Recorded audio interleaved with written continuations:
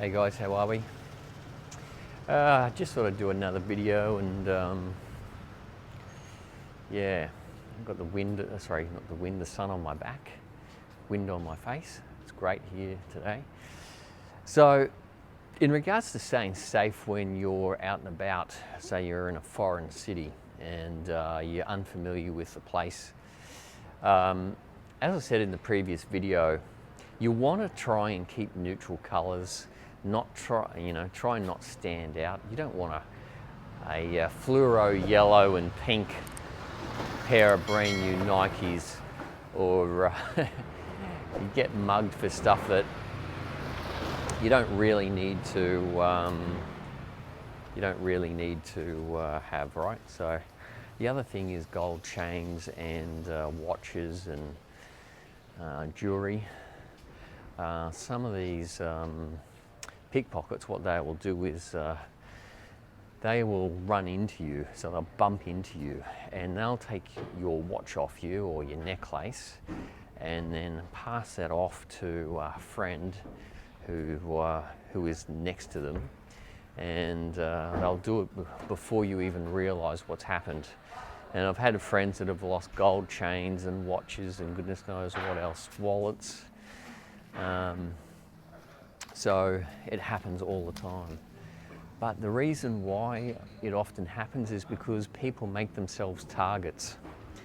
As I said to you in the previous video, if you can get really nice tailored t-shirts and jeans, nice shoes, but keep it neutral and low key, then you're not going to stand out. You're going to blend into the crowd, and a little backpack is good if you can do it.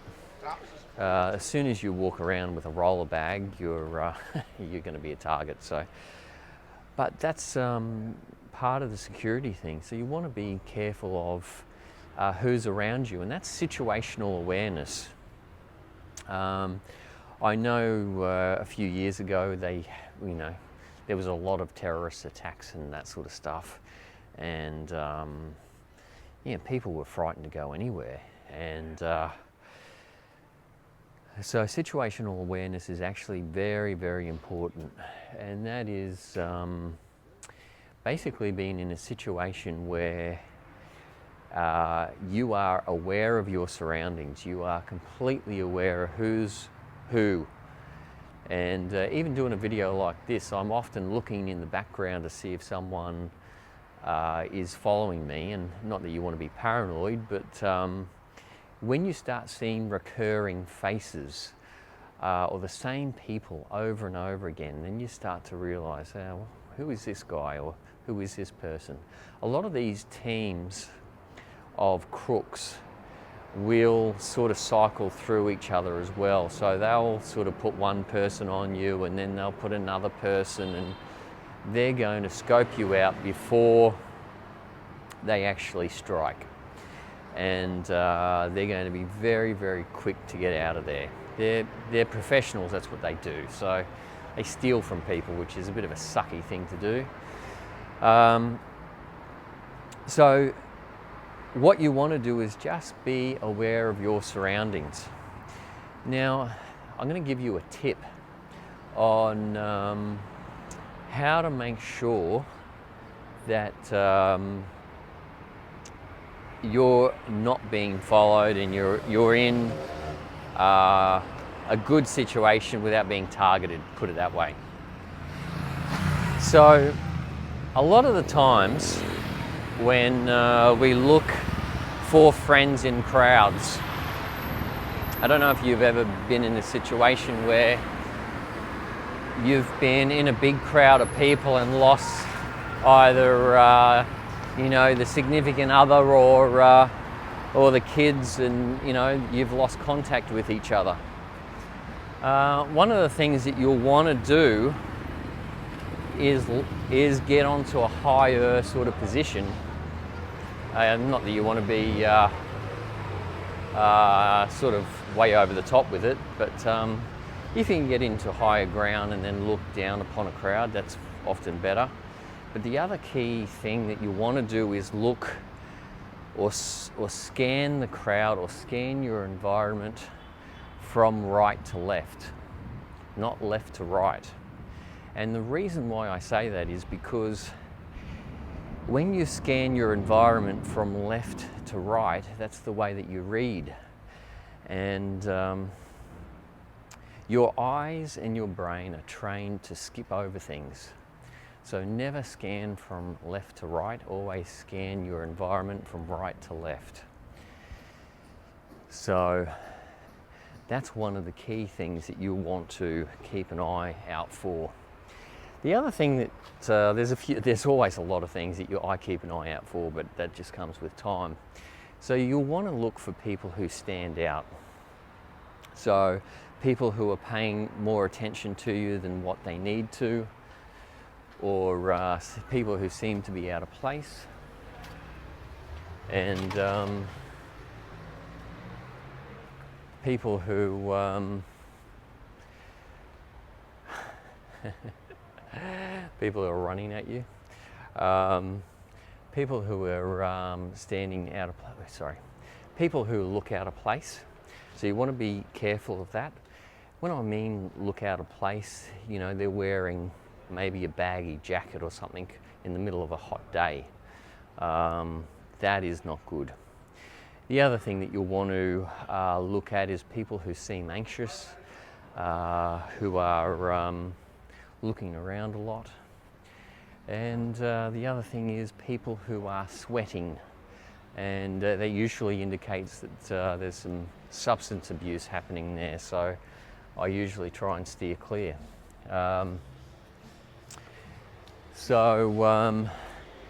There's a lot of different things that you'll want to look out for when you're traveling, just to try and stay safe and keep yourself in a situation that is secure. So yeah, trying to be the grey man, keep aware of your surroundings, and just travel, not traveling with huge amounts of money. I know my wife's friend was traveling around with 4,000 euros in cash and got robbed on a train in France. And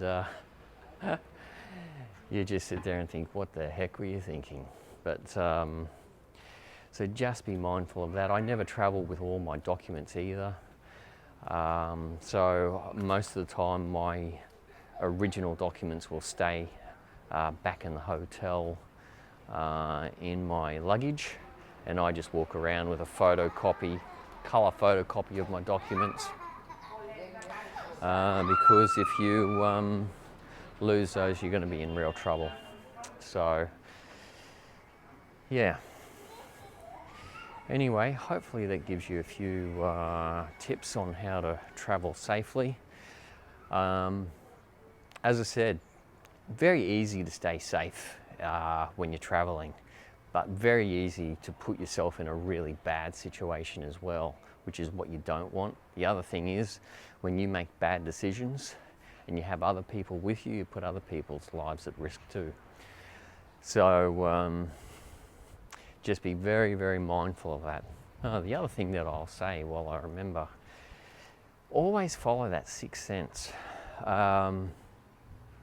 You know, I was going through a country, I won't say where it is, but I was going through a country about 10 years ago, and anyway, I just had this bad feeling, and I actually had a bodyguard with me at the time, and I sort of said to him, we need to get out of here, because my spidey senses were going off. And anyway, he goes, no, it's fine, you know, we'll just take our time and, you know, we'll get back to the hotel. I said, we are moving now, move your bleepity bleep ass and get going. And he refused. He was just dawdling along. And anyway, it was right on dusk, so it was starting to get dark, and I said, look mate, you do what you want, I'm going. So I double timed it out of there and quickly sort of got back to the hotel. I found out afterwards that the locals had actually caught 2 undercover police officers on that same street and literally ripped them limb from limb. So the people had caught them and killed them. And I'm telling you what, I'm glad I got out of there. So always follow that sixth sense. If something feels off, it's usually your subconscious telling you, it's picking something up, telling you to get the hell out and get out quick. Follow that intuition, go. And if you've got people who won't go with you, refuse to get out as well, ditch them. Now, I know a lot of people would say that's not the thing to do, but you know, normally you would stick together, but I tell you one thing, I won't be hanging around for someone who's going to put my life at risk. So call me selfish, but that's just not going to happen.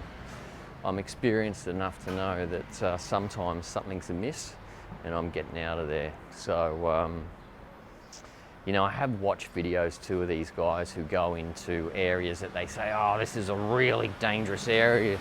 The locals have told me not to go, but I'm going anyway. And I just think you're a foolhardy idiot. So there's no use putting your life at risk. And trust me, when you're overseas, the risk is real. And there's plenty of people who have lost more than their belongings. So just be very mindful of that. So, but apart from that, I mean, you'd have fun, but I'm just saying, just be very mindful of your situation.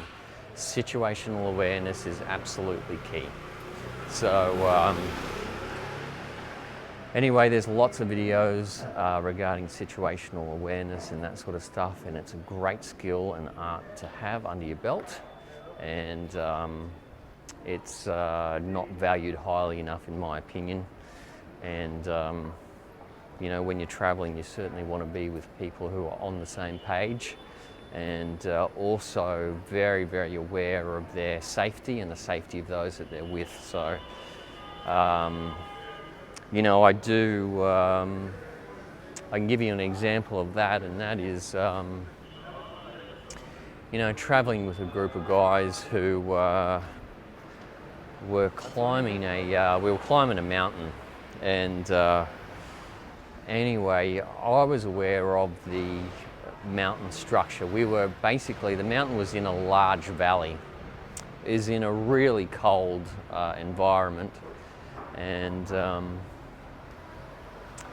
we were, it was blue skies when we left, but it started to get a bit overcast, and I just said to them, guys, we are way too high and there is a weather front coming through, you can see it, we've got to get out of here now. And anyway, after persistence for a good period of time, I actually got everyone to start moving. Anyway, a cold front came through, a bit of a blizzard. We couldn't see within, you know, a meter of us.